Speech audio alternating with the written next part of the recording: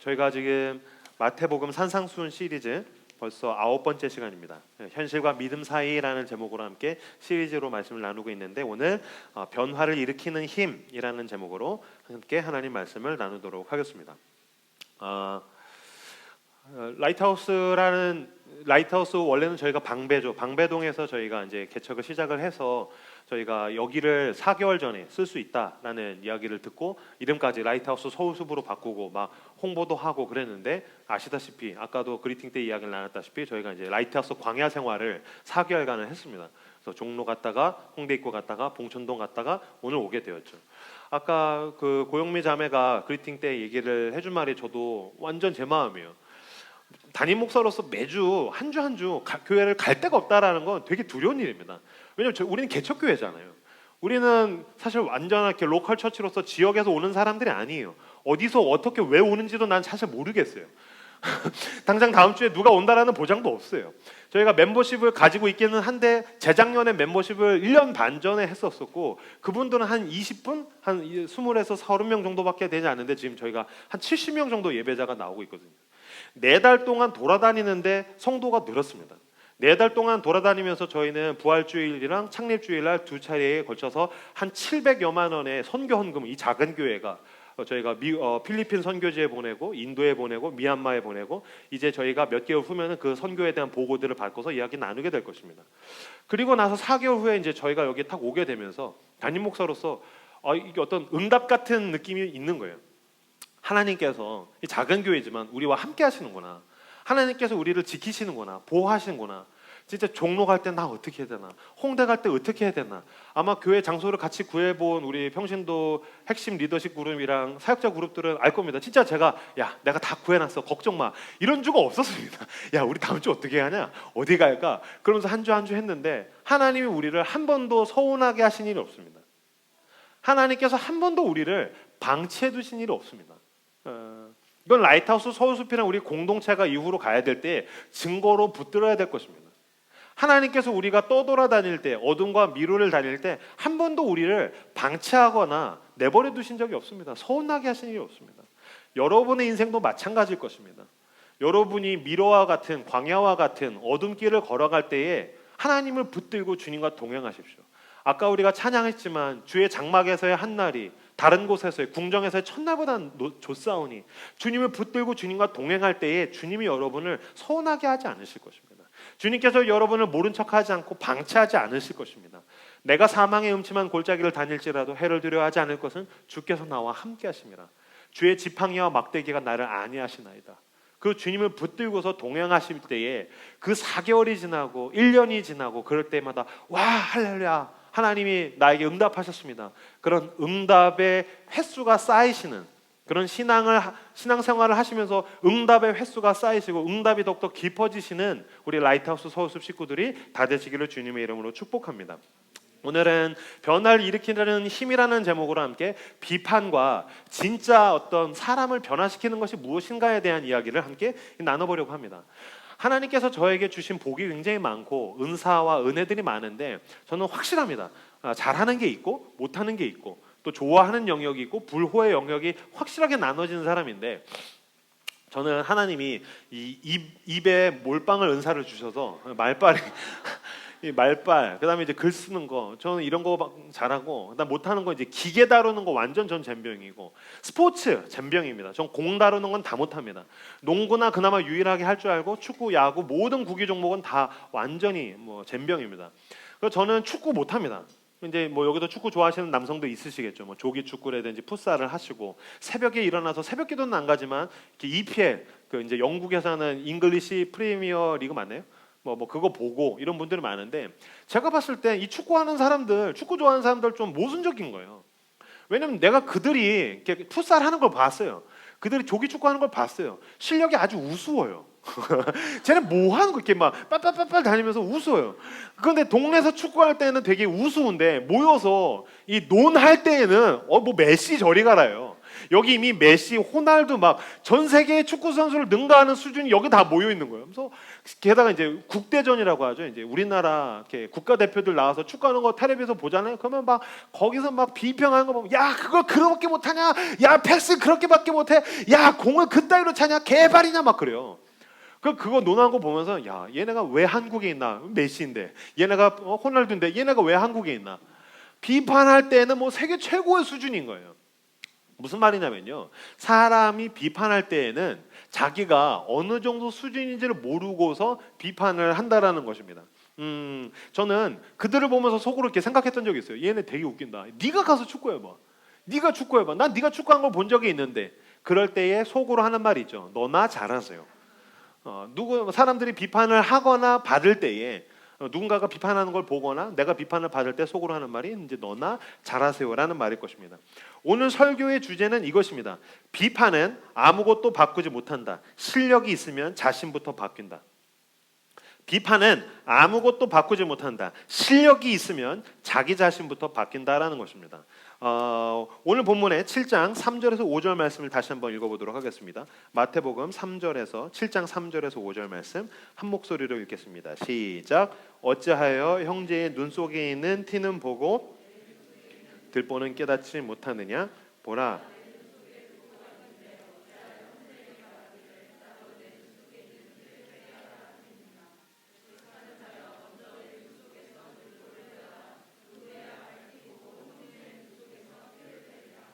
아멘. 비판은 아무것도 바꾸지 못합니다. 진짜 실력이 있는 사람은 자기 자신부터 바뀌고 그것이 흘러가면 자기 주변에 있는 사람들을 변화시키는 것입니다. 먼저 3절을 보시죠. 3절을 보시면 어찌하여 형제의 눈 속에 있는 티는 보고 내 눈 속에 있는 들보는 깨닫지 못하느냐. 비판하는 사람에 대해서 주님께서 뭐라고 말씀하시냐면 너는 다른 사람에 대해서는 기가 막히게 비판하면서 야 패스를 그따위로 해, 야 공을 그따위로 차, 뭐 여기만 비판하겠습니까? 식당 가보십시오. 아 요리를 이따위로 해, 가게를 이런 식으로, 장사를 이런 식으로 해. 어쩌면 여러분 가운데 아 설교를 저렇게밖에 못해 뭐 이런 여러 가지 남의 말이니까 비판은 되게 쉽게 합니다. 근데 비판하는 사람들은 자기 눈 속에 있는 들보는 깨닫지 못한다. 자기 눈 속에 있는 들보를 보지 못한다라는 것입니다. 자기 눈에 지금 뭐가 있다는 겁니까? 기둥이 있다는 거예요. 자기 눈에 거대한 기둥이 박혀 있는데 그거는 깨닫지 못하고 남 눈 속에 있는 먼지를 꼬집어낸다라는 거예요. 비판하는 사람은 어떤 사람입니까? 자기 인식이 결여되어 있다는 것입니다. 자기 자신에 대해서, 자기 스스로에 대해서 인식이 없고 남에 대해서만 굉장한 잣대를 가지고서 비판한다는 것이죠. 비판할 때 보면 그래서 어떻습니까, 여러분? 우월감이 있습니다. 비판할 때 나는 남들이 모르는 굉장한 예리한 지식이 있어. 그래서 우월감을 느끼죠. 비판을 하면서 뭔가 이렇게 은밀한 달콤함이 있습니다. 저 사람을 까면서 내가 뭔가 상승하는 느낌이죠. 내가 뭔가 우월한 존재가 되는 것 같은 느낌입니다. 내가 뭔가 도덕적인 존재가 되는 것 같은 느낌입니다. 내가 뭔가 훌륭한 사람이 되는 것 같은 은밀한 거짓된 달콤함이 비판 속에 숨어 있습니다. 그럼 그 비판하는 사람은 과연 어떤 사람이냐? 자기 자신에게 들보가 있다는 것을 깨닫지 못한다. 그 사람은 자기 인식이 없는 사람이다라는 것입니다. 그래서 비판과 실제적인 실력은 별개 문제입니다. 그 왜 키보드 워리어라고 하죠. 더 심한 말들 씁니다. 뭐 주둥이, 아가리 뭐 이런 얘기들 합니다. 그거로는 세계 최고입니다. 그죠? 축구를 논할 때 거기 메시들이 다 모여 있다니까요. 거기 호날두가 있어요. 여기 세계 최고의 축구 리그예요. 근데 지들이 조기 축구를 하면 아주 우스운 모양인 거죠.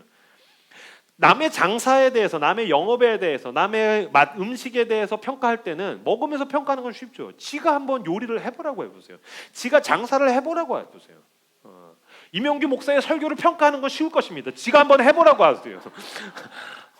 그래서 우리 교회에는 그리팅 시간이 있는 것입니다. 나는 너희들 모두에게 마이크를 주고 싶은 것입니다. 마이크를 줄 때에 자기 인식을 하게 되는 거죠. 목사님 전 패스입니다. 목사님 저는 못하겠어요. 마이크를 주는 순간 굉장히 겸손해지죠. 내가 이 정도 수준이구나. 그죠? 자기 안에 있는 들보는 깨닫지 못하는도다. 자기 인식을 못하니까 굉장히 예리하게 비판한다는 것입니다. 똥 묻은 개가 겨묻은 개를 뭐라 한다라는 속담이 있습니다. 어느 날 겨 묻은 개가 이제 지나가고 있죠. 겨 묻은 개란 겨는 이제 먼지죠. 먼지 투성이인 개가 막 길을 지나가고 있는데 누군가가 와가지고 너 씻어, 너 더러워 죽겠어. 야, 너 냄새 나잖아. 이 말은 틀린 말은 아닙니다. 모든 사람이 비판할 때에 옳은 말합니다. 그래서 비판할 때에 야, 내가 뭐 틀린 말 했냐? 야, 내가 뭐 없는 말 했냐? 아니요. 틀린 말이 아니에요. 옳은 말이에요. 맞는 말이에요. 다만 네가 할 만한 처지가 되느냐. 과연 내가 어떠한 애티튜드, 어떤 자세와 어떤 권위를 가지고서, 권리를 가지고서 이야기하느냐는 별개의 문제일 수 있다는 것입니다. 맞는 말인데 그걸 누가 했습니까? 똥 묻은 개가 했다라는 데 문제가 있는 것입니다. 자기는 지금 똥이 묻어 있는데 야, 너 먼지투성이잖아. 더러워 죽겠어. 겨 묻은 개는 속으로 너나 잘하세요. 너부터 확인하세요. 무슨 소리야. 말은 맞는 말인데 네가 할 말은 아니지. 맞는 말인데 집에 들어왔는데 그 맞는 말이 내 삶에 영향을 끼치는 게 아니라 그냥 불쾌하고 끝나는 경우가 허다합니다.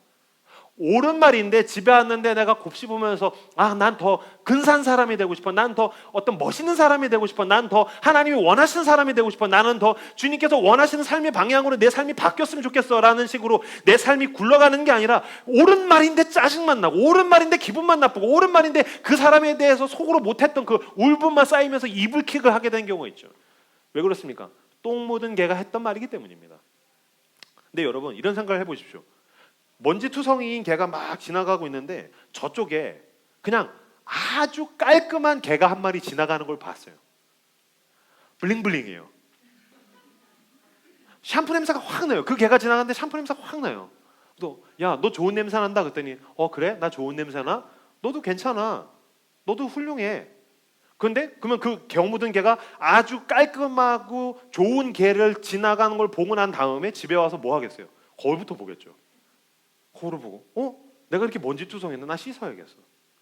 왜 나 저런 좋은 향기가 나지 않지? 어떻게 해야 되지? 근데 그 친구는 좋은 냄새가 나는데 좋은 개인데 나를 무시하지 않았어. 그 안에 뭔가 성품이 좋은 것 같아. 그 안에 있는 어떤 힘이 있는 것 같아. 그 안에 뭐가 있는 거지? 그 개는 한 번도 나한테 더럽다라는 지적질을 하지 않았는데도 내가 내 스스로에 대해서 씻고 싶고 내가 더욱더 근사해지고 싶고 내가 더욱더 좋은 존재가 되고 싶은 영향력을 끼치는 사람이 있다라는 것이죠. 오늘 주님께서 그 이야기를 하시는 것입니다. 비판하지 말라는 것이 아닙니다. 누군가를 진짜 변혁시킬 수 있는, 누군가를 변화시킬 수 있는 진정한 힘을 가진 사람이 되어야 되지. 너는 그냥 비판만 하는. 그래서 오늘 본문을 다시 한번 읽어보실까요? 5절 말씀. 5절 말씀 같이 읽어보겠습니다. 5절 말씀을 같이 읽겠습니다. 시작. 스톱. 오케이. 외식하는 자여, 먼저 내 눈 속에서 들보를 빼어라. 외식하는 자여. 비판하는 자, 자기인식이 없이 비판하는 사람에 대해서 뭐라고 얘기했냐면 외식하는 자라고 얘기했는데 이 외식하다라는 말은 이제 나가서 밥 먹는 뜻이 아니고 이게 뭐냐면 위선입니다. 근데 이 위선은 어떤 단어랑 똑같은 단어냐면은 고대 사회 때의 배우를 의미했어요. 액터. 그러니까 연기자. 그러니까 비판하는 사람을 지금 연기자라고 이야기를 하고 있어요. 왜 비판하는 사람이 연기자인가요? 왜냐면요, 그는 사실 자기 자신을 직면해서 내가 바뀌었어야 됐는데 자기는 바뀌기 싫으니까 그 엉터리인 모습, 똥 묻은 개의 모습을 가지고서 비판함으로써 자기 우월감을 느끼려고 했던 거예요. 그러니까 지금 비판할 때는 그런 말할 처지가 아니라는 걸 자기도 알고 있어요. 자기가 그런 말을 할 수 없다는 것도 알고 있어요. 그런 존재도 아니란 걸 알아요. 근데 지금 뭐 하고 있는 거예요? 연기하고 있는 거예요. 연기를 해야지 자기 자신이 바뀌기는 싫고 연기를 하면은 자기가 굉장히 그럴싸한 존재가 되는 것 같은 느낌을 받으니까. 그죠? 그래서 외식하는 자요. 너는 먼저 자기 인식을 해야 된다. 기독교에서 가장 중요한 것은 무엇입니까? 회개입니다. 복음에서 본질이요, 출발점이요, 본질은 회개입니다. 이 회개라는 것은 단순히 예수의 십자가, 나의 죄를 위해서 죽으신 예수의 십자가 앞에 나가서 반성하고 잘못했다라고 용서를 빌고 죄사함을 받는 것도 맞지만 회개가 무엇입니까? 자기인식입니다. 그러니까 회개라는 건 나를 비춰보는 것입니다. 예수의 십자가 앞에 나가서 내가 진짜 그러면 죄인인가? 나는 어떻게 살고 있나? 나는 월화수목금토로 어떻게 살고 있나? 난 사람들 속에서 어떻게 살고 있나? 예배를 드릴 때는 모든 사람이 근사하죠. 나는 가정에서 어떤 사람인가? 나는 가족 속에서 어떤 사람인가? 나는 이웃들 속에서 어떤 사람인가? 나는 회사와 직장과 캠퍼스에서 나는 어떤 사람인가? 나를 비춰보는 것입니다. 그리고 나서 보니까 내가 엉망진창이네. 하나님 앞에서 회개하는 것이죠. 주님 보소서, 주님 나의 마음을 선한 것 하나 없습니다. 주님 앞에 나아가서 엉망진창인 내 모습을 가지고 나가서 회개하는 것입니다. 회개하면 예수께서 우리를 깨끗하게 하시죠. 예배에 나와서 은혜를 받으면 내 안에 있는 더러움들이 밀려나가고 주님의 은혜가 다시 공급됩니다. 내 안에 있는 분노와 짜증과 세상을 향한 어떤 부정적인 마음들이 밀려나가고 주님의 사랑과 은혜가 나를 채우기 시작합니다. 들보가 빠져나가는 것입니다. 들보는 내 힘으로 뺄 수 없습니다. 자기 인식도 안 되는데 무슨 수로 들보를 뺀단 말입니까? 하나님 앞에 나가서 나를 비추어 보고 하나님의 은혜로 내게 있는 들보를 빼내고 나면 그제서야 비로소 내가 내 주변에 있는 누군가의 눈에 있는 티를 뺄 수 있는 그런 시선이 생기고 그런 실력이 생긴다라는 얘기를 오늘 주님께서 우리에게 하고 계시는 것입니다. 그래서 아까 읽었던 5절 말씀 다시 한번 읽어볼까요? 외식하는 자여부터 5절을 읽겠습니다. 시작.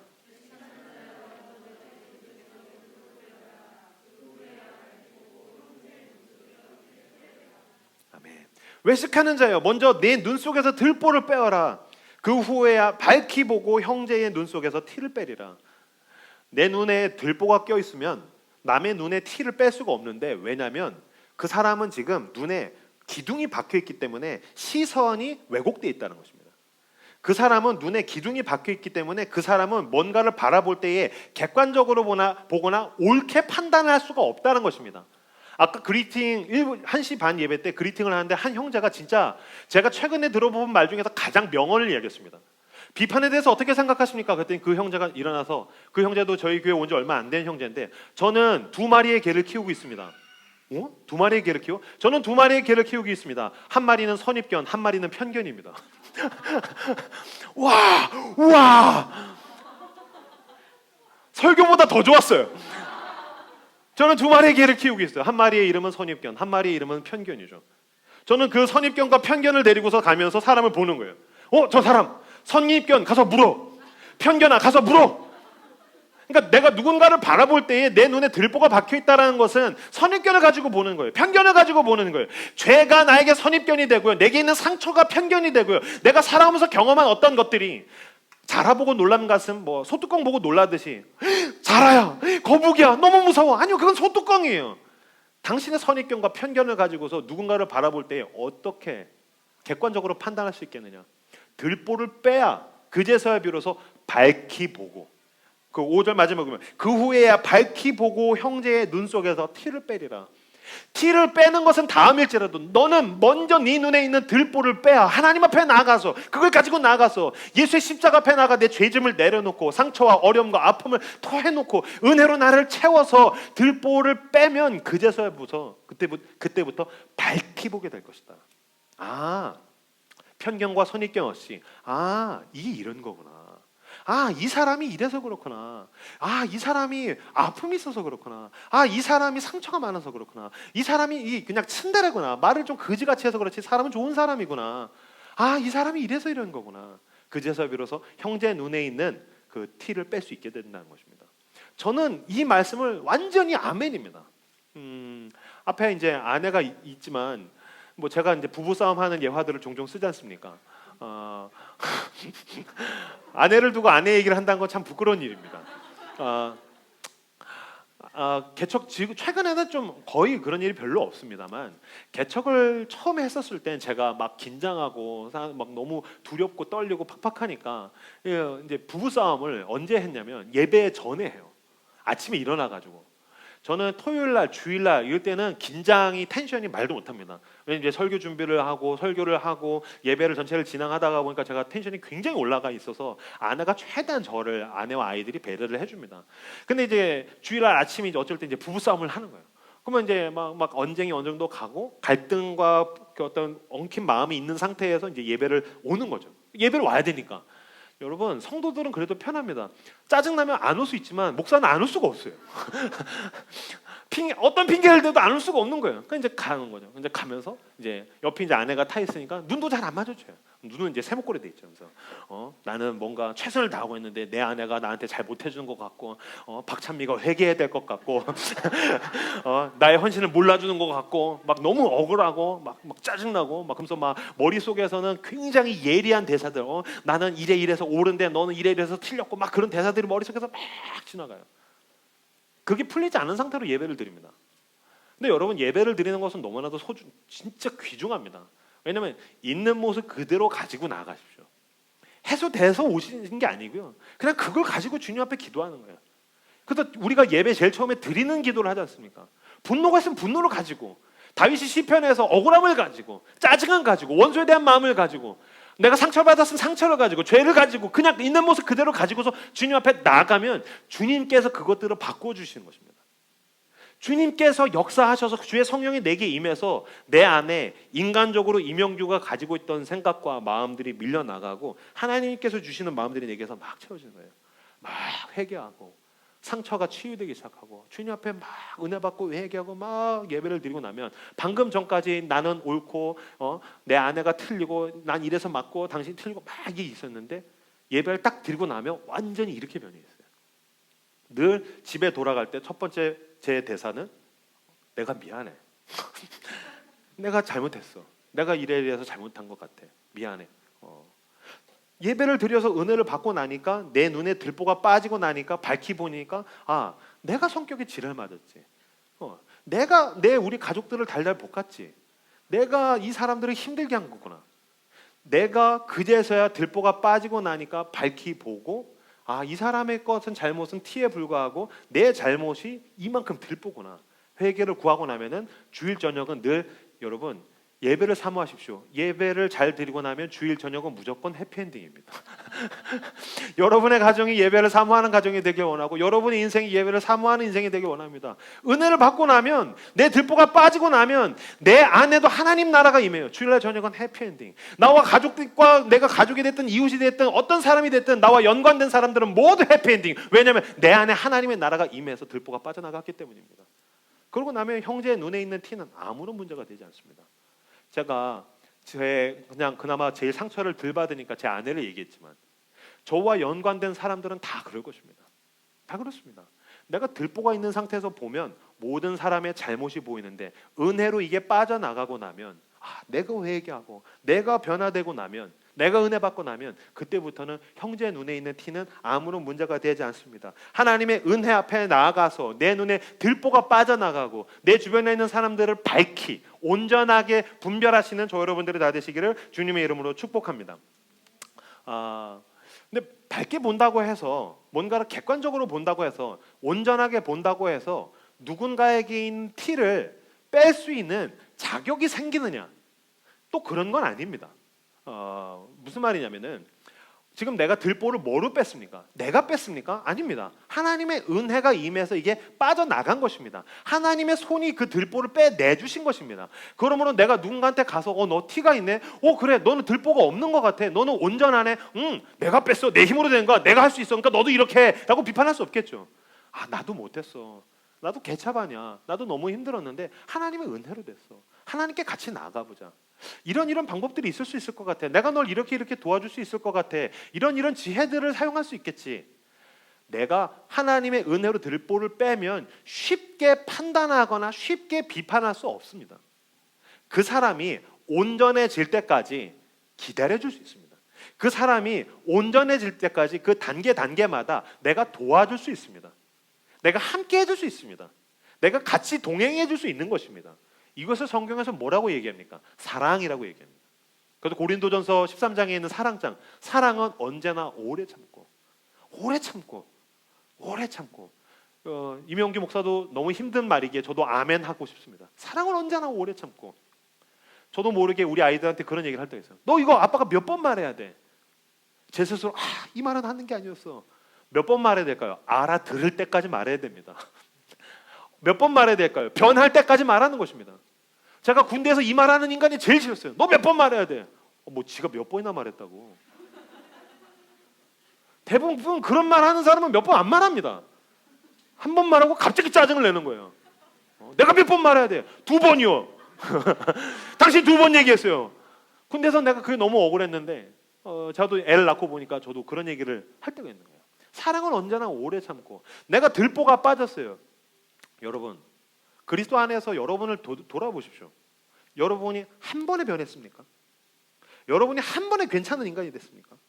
하루아침에 예수 믿고 났더니 갑자기 싹 변한 없습니다. 개차반 같은 거를 주님께서 오래 참으시고 말씀하시고 은혜 주시고 또 세상에 보내시고 또 자빠지면 일으키시고 은혜 주시고 회개하면 똑같은 기도를 100번 1000번 해도 한 번도 주님은 우리가 회개할 때마다 너 그 회개 너 작년에도 했어. 지긋지긋해. 너 그 회개는 5년 전에도 한 거야. 지긋지긋해. 너 작년에도 했고 재작년에도 했고 5년 전에도 했고 10년 전에도 했고 너가 네 애비를 닮아서 그래. 그런 말은 우리 엄마나 하는 말입니다. 아니요, 주님은 그러지 않으십니다. 끝까지 길이 참으시는 것입니다. 그렇다면 우리도 어떻게 해야 되겠습니까? 그 은혜가 내 들보를 뺐다면 알아들을 때까지 말하고 기다려주는 것입니다. 변할 때까지 참고 동행해 주는 것입니다. 내가 필요한 지혜를 동원하는 것입니다. 내가 할 수 있는 방법으로 함께 해주는 것입니다. 전략으로, 지혜로, 방법으로 실제적으로 도움을 주는 것입니다. 누군가가 변하기 위해서는 굉장한 헌신과 노력과 실천이 필요할 것입니다. 저는 라이트하우스가 그런 교인들, 그런 교회들이 되기를 원합니다. 교회가 문제가 제일 뭔지, 교회가 막 부흥하고 사람들이 오래 가다가 보면 제일 큰 문제는 무엇입니까? 말만 무성하다는 것입니다. 교회가 왜 이렇게 하느냐? 축구의 공을 왜 이렇게 차느냐? 왜 음식을 이렇게 하느냐? 그러면 누가 이 교회를 위해서 어떤 방법을 쓰겠습니까? 그럼 조용해집니다.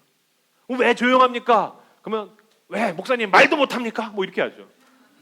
아니요, 책임질 수 있는 말을 해야 됩니다. 내가 헌신할 수 있는 말을 해야 됩니다. 내가 할 수 있는 만큼만 말해야 됩니다. 제가 약간 좀 시건방진 스타일이라서 저는 추석이나 설날 때도 저희 온 가족들이 모이면 숙부들, 이렇게 삼촌들이 이제 조카들한테 이렇게 잔소리하거나 그러면 제가 툭 자르면서 잔소리 하려면은 세뱃돈 5만 원 줘야 돼. 막 이렇게 얘기하거든요. 뭐 이렇게 야, 너 장가 안 가냐? 그럼 뭐 소개라도 시켜주고 한마디 해야지. 야, 너 취직 안 하냐? 5만 원 주고 해. 10만 원 주고 해. 그죠? 책임질 수 있는 만큼 말해야 됩니다. 교회도 마찬가지입니다. 책임질 수 있는 만큼 말해야 됩니다. 헌신할 수 있는 만큼 말해야 됩니다. 저랑 같이 이제 평신도 그룹 중에서 이제 리더들, 스태프들은 알겠지만 회의할 때 아이디어를 내면 제가 막 아이디어를 구체적으로 전개합니다. 그리고 그 아이디어는 구체화됐을 때 맨 처음 의견을 던진 사람이 실행해야 됩니다. 주도적으로 하든지 서브로 하든지 뭐라도 하든지 반드시 그 사람은 참여해야 됩니다. 목사님 그럼 말 안 하랍니다. 아니요, 저는 우리 교회가 말이 많아지기를 원합니다. 말이 많아지고 책임을 더 많이 지기를 원합니다. 저는 우리 교회가 말이 많아지기를 원합니다. 말이 많아지고 더욱더 헌신하는 교회가 되길 원합니다. 말을 많이 하고 헌신할 때 비로소 더욱더 우리가 서로를 회복시켜주고 변화시키는 교회가 될 수 있기 때문입니다. 말을 안 하는 교회에는 어떤 누군가를 움직일 수 있는, 변화시킬 수 있는, 회복시킬 수 있는 일들이 적어질 것입니다. 책임은 지지 않는데 말만 많이 하면 일만 없어지는 것뿐만 아니라 서로 상처 주는 교회가 될 것입니다. 근데 말을 많이 하면서 서로가 책임지고 헌신할 때 이 교회는 서로가 서로를 변화시켜주는 회복의 능력, 변화의 능력이 충만한 교회가 될 줄로 믿습니다. 주님께서 지금 우리에게 그 이야기를 하고 계시는 것입니다. 너는 들보를 빼고 그때 가서 티가 있을 때 내가 어떻게 이 사람을 도와줄 수 있을까? 내가 어떻게 해야지 이 사람에게 변화를 만들어낼 수 있을까? 내가 어떻게 해야지 이 사람을 어둠으로부터 생명으로 옮겨줄 수 있을까? 죽음으로부터 내가 이 사람을 심판으로부터 회복으로 빛 가운데로 이끌어 나갈 수 있을까? 우리는 이제 그 일에 대해서 고민하고 은혜 가운데에서 헌신해야 된다라는 이야기를 하는 것입니다. 절대로 심판자의 자리에 앉지 아니하고 은혜 받은 사람의 자리, 형제의 자리. 전 이거를 오늘 마지란 말 아시죠? 큰 언니, 큰 오빠, 큰 형, 심판자의 자리에 있지 아니하고 마지의 자리에 앉으시는 저와 여러분들이 다 되시기를 주님의 이름으로 축복합니다. 제가 두 딸을 키웁니다. 8살짜리, 5살짜리. 예를 들죠. 만약에 이제 둘이서 막 갈등을 해요. 툭닥툭닥 거려요. 근데 제가 보니까 뭐 인생 만사가 다 그런 것 같아요. 갈등은 어떤 일방적으로 100대 빵은 없는 것 같아요. 사고는 일어날 수 있죠. 어떤 폭행이라든지 어떤 범법으로서 사고는 일어날 수 있지만 대부분의 다툼, 갈등은 양방과실입니다. 좀 억울하다 그러면 뭐 2대8, 3대7, 6대4 정도겠죠. 근데 아무리 억울해도 1대9도 없어요. 한 2대8 단초를 던지면 뭐 친다든지 뭐 이런 식이에요. 2대8, 3대7 뭐 연인끼리 싸움이든 부부 싸움이든 대부분의 싸움은 양방과실입니다. 그럼 제가 이제 애들을 놓고서 보니까 큰 애가 3이에요. 그럼 막둥이가 7이에요. 그럼 제가 봤을 땐 7이 더 크니까 3은 넘어갑니다. 그렇겠죠. 3은 넘어가요. 7 안 쳐다놓고 너 왜 언니한테 그렇게 막 들이대? 언니 왜 때렸어? 때린 건 아니지. 언니가 약 올렸단 말이야. 약 올린다고 해서 때린 거 아니야. 그럼 약 올린 사람 다 때려? 그런 건 아니잖아. 약 올린다고 때릴 수는 없는 거야. 약 올리면 너 약 올렸어야지. 그럼 약 올리면 아빠한테 얘기하든지. 이제 혼내겠죠. 그럼 아빠는 지금 둘 다 잘못이 있는데 작은 애 거를 넘어가고 큰 애에 대해, 그러니까 작은 건 넘어가고 큰 잘못에 대해서 지금 교정하려고 하고 있는데, 만약에 그냥 넘어간 우리 큰 딸이, 예를 들면 저희 큰 딸은 그런 일이 없습니다. 근데 큰 딸이 만약에 얘가 지금 심판자의 자리에 앉아요. 예, 맞아요. 아빠, 얜 진짜 나쁜 애요. 넌 심판받아야 돼. 넌 혼나야 돼. 아싸. 넌 죽었어 이제. 넌 언제까지 그럴 거야. 넌 진짜 회개해야 돼. 만약에 얘가 지금 아빠, 심판자로서 아빠가 해야 할 말을 큰 녀석이 작은 녀석한테 한다면 제가 어이를 상실하겠죠. 너 그건 내가 해야 될 대사야. 너 잘못이 없지 않아. 너 지금 네 잘못이 없지 않아. 네 눈이 완전히 클린하지 않아. 네 삶이 클린하지 않아. 넌 지금 은혜로 넘어가는 거야. 은혜로 덮어가는 거야. 은혜로 덮어갔으면 마지로서는 어떻게 되겠습니까? 작은 애 막 혼날 때 이제 만약에 철 들었다. 그럼 뭐 옛날에 이렇게 형제가 나오는 영화들 보면 동생이 사고 치면 형이 딱 나서면서 뭐라고 해요? 아, 아빠, 엄마, 동생을 용서해 주세요. 저를 대신 때리세요. 잘못했습니다. 제가 잘 가르칠게요. 제 동생은 제가 한 번 더 타일러 볼게요. 이게 마지의 자세겠죠. 모세가 정확하게 이렇게 합니다. 모세가 죄를 지어서 심판을 받을 때, 큰 고통이 임했었을 때 하나님께서 모세에게 내가 너로 인해서 민족을 새로 시작할 거야. 너는 괜찮으니까 너는 넘어가 줄게.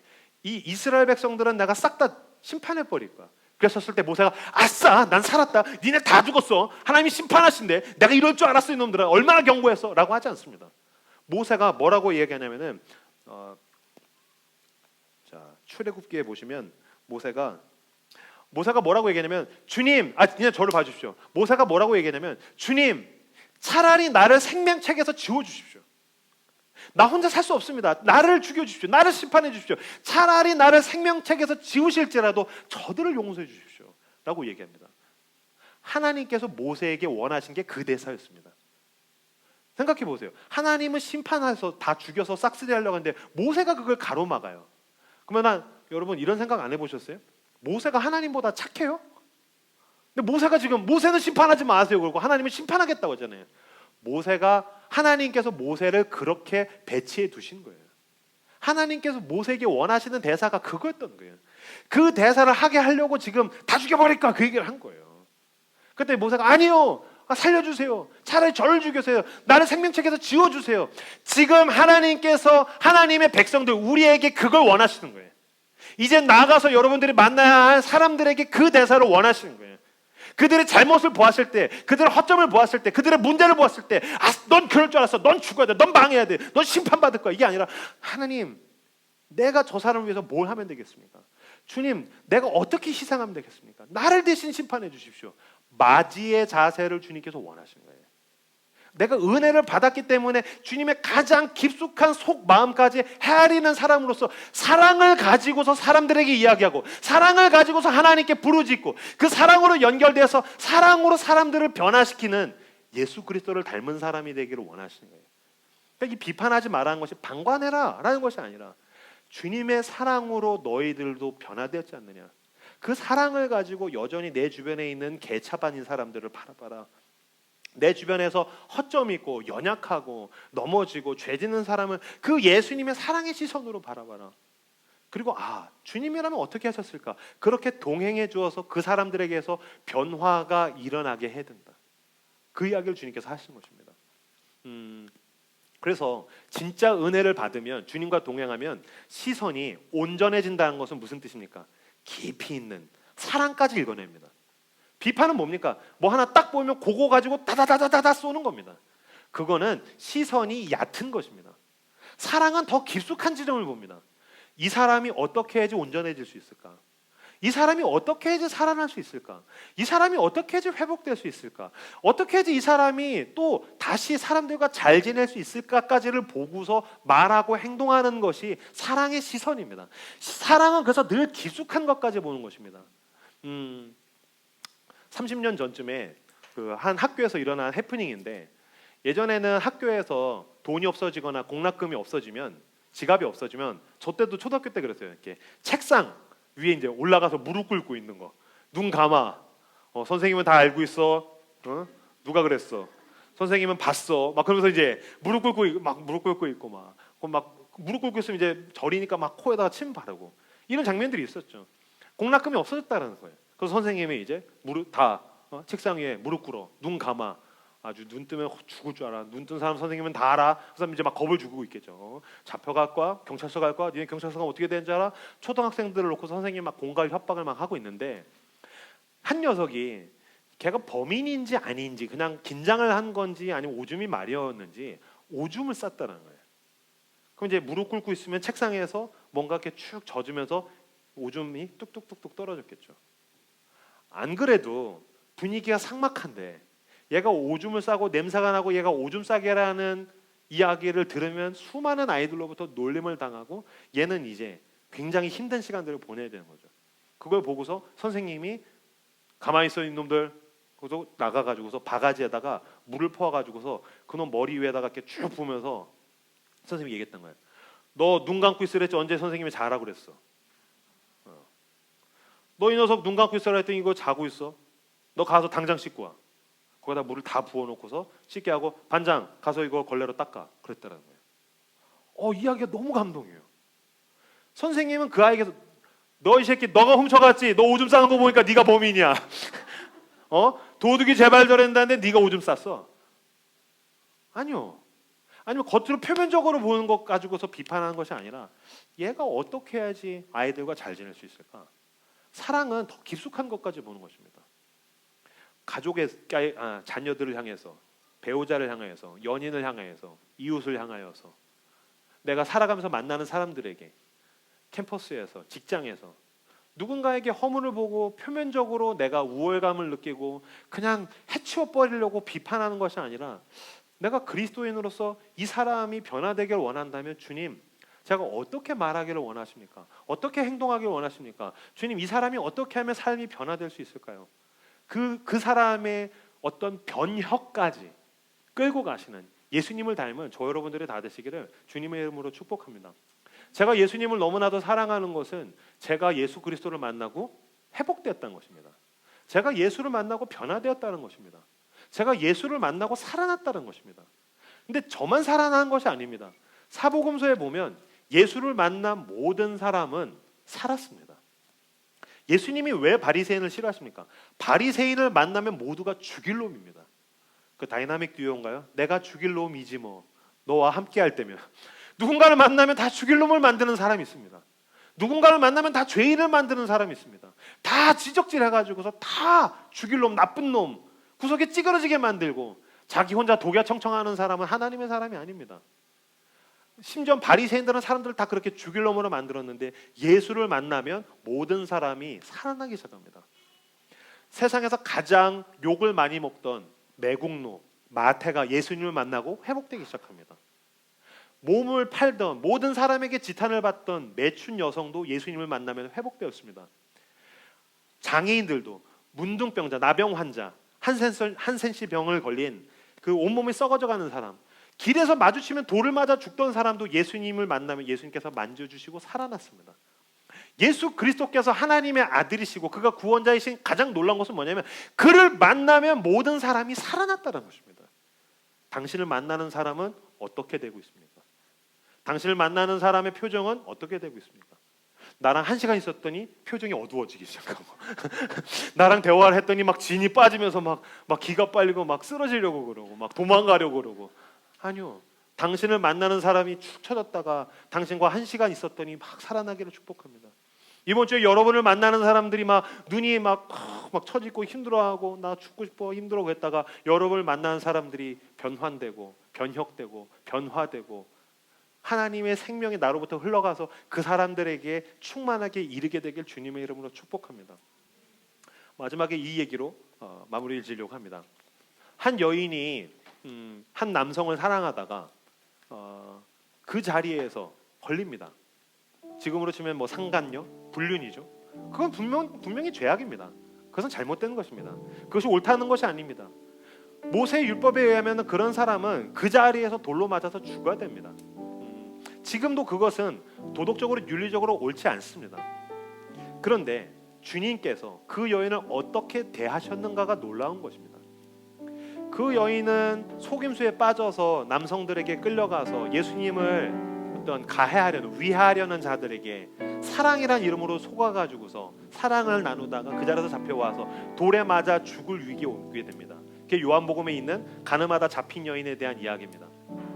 사람들에서 어떻게 할까요? 사람들은 다 성난 군중은 돌을 들고 있죠. 그 자리에서 그냥 죽어야 됩니다. 근데 예수님께서 너희 중에 죄 없는 자가 돌로 치라. 너희 중에서 죄 없는 자가 돌로 치라.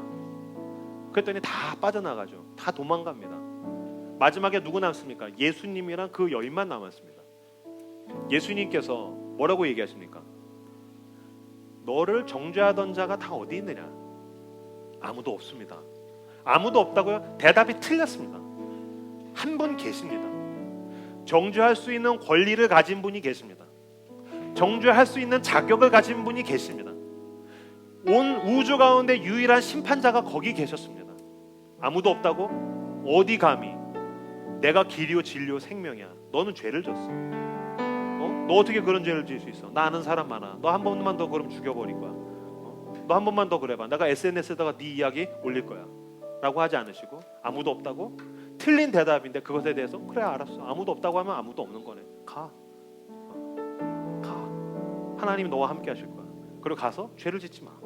그리고 주님께서 보내주십니다. 주님을 만나면 죄인이 해방되었습니다.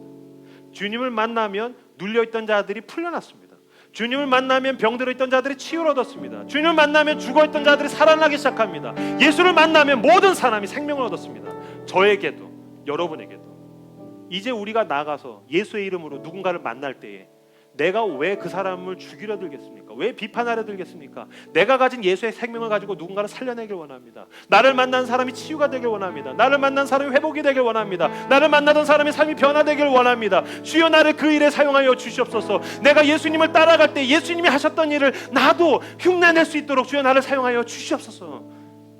이 시간 주님, 내가 말로 비판하고 지나가는 사람이 아니라 사랑으로 그 사람을 위해서 고생하고 헌신하여 그 누군가의 인생에 선한 영향력을 끼칠 수 있는 내가 되게 하여 주시옵소서로 함께 이 시간 기도하며 나아가도록 하겠습니다. 기도하겠습니다.